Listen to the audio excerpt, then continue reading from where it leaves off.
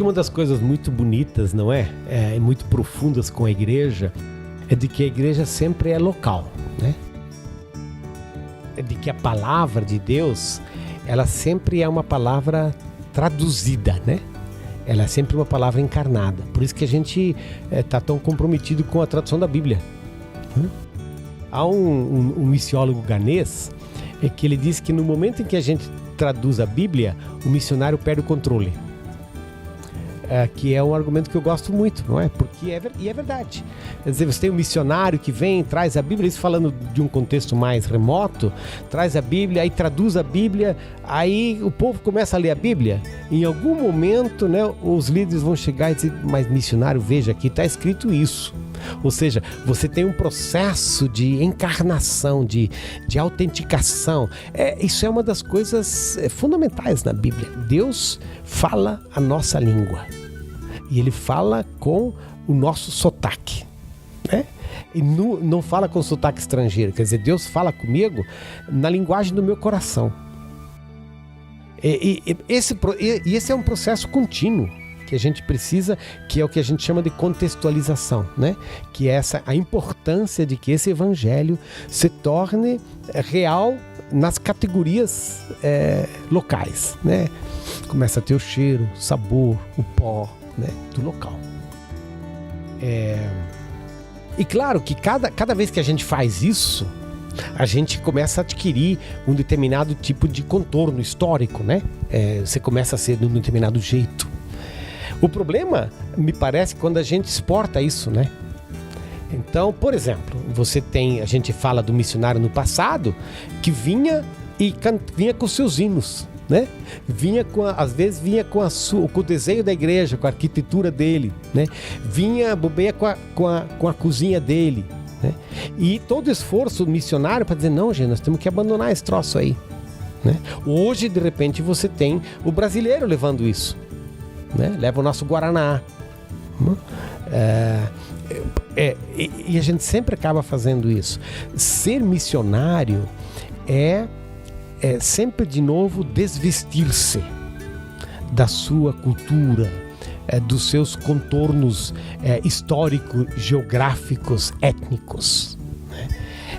E fazer esse processo é um processo bonito, é um processo criativo e é um processo difícil.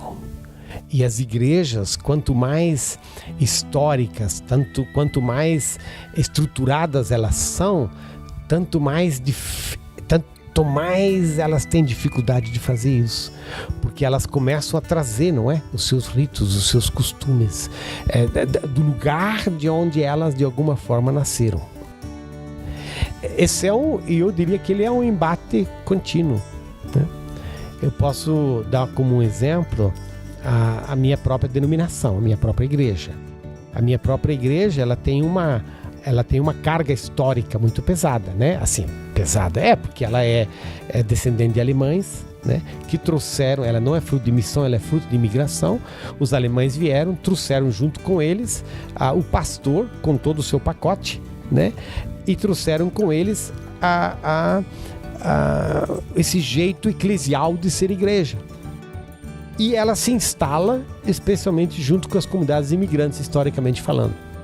Na medida em que essas comunidades imigrantes eram comunidades isoladas, esse sistema se mantinha.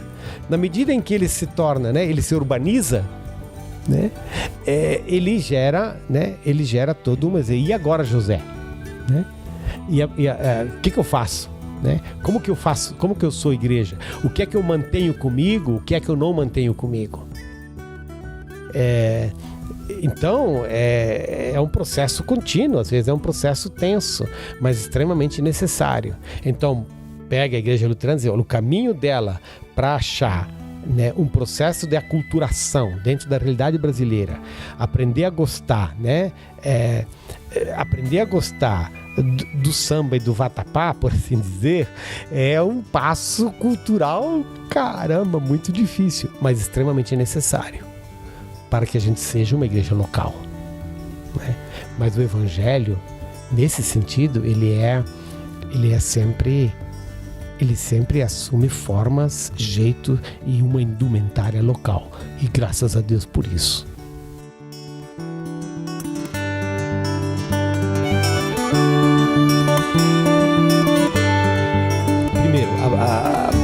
importante ler os evangelhos, né?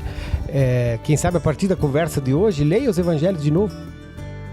Olhe lá, né? Assim, é fascinante.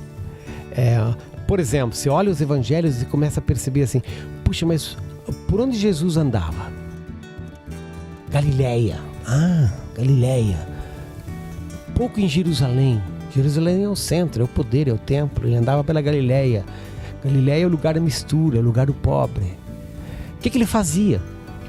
Falava com as pessoas, ajudava, curava. Então, para mim, na minha história, né, essa leitura contínua dos evangelhos, e não só dos 4 evangelhos, né, da Bíblia, ela né, na oração de que Deus nos dê olhos para ver. Então, leia a Bíblia.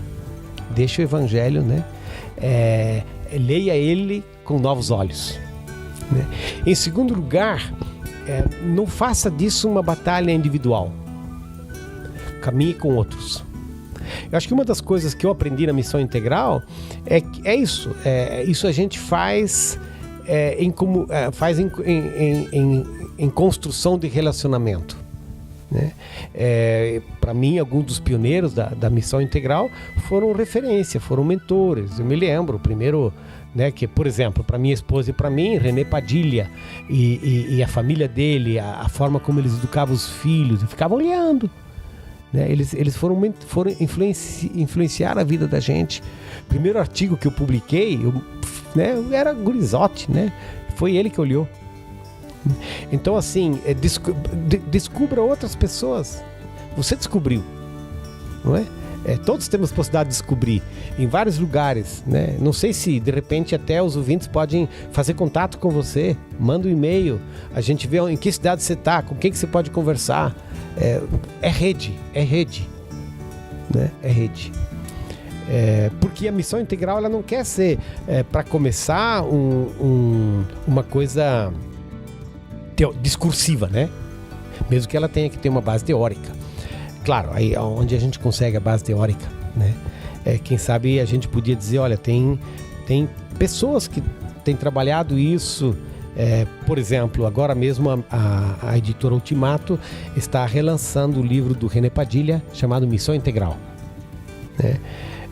Se você quer ter um pouco mais de olhada, um pouco do que significa essa missão integral, torne-se um assinante da revista Ultimato, porque ali você vai ver como que essas coisas se concretizam. Você vai ouvir um Paul Freston, né? Eu mantenho uma coluna lá, tem outros, porque a Ultimato se identifica com essa vertente da missão integral.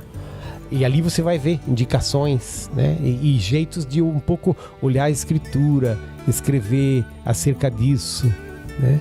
Então acho que tem várias possibilidades, autores que a gente pode encontrar, pode trabalhar com eles, né? Um Ziel Machado, por exemplo, é um nome. Paul Freston, como eu falei, é um nome. Ariovaldo Ramos é um nome, né? Antônia Leonora van der Meer, que é a Túnica, é um nome.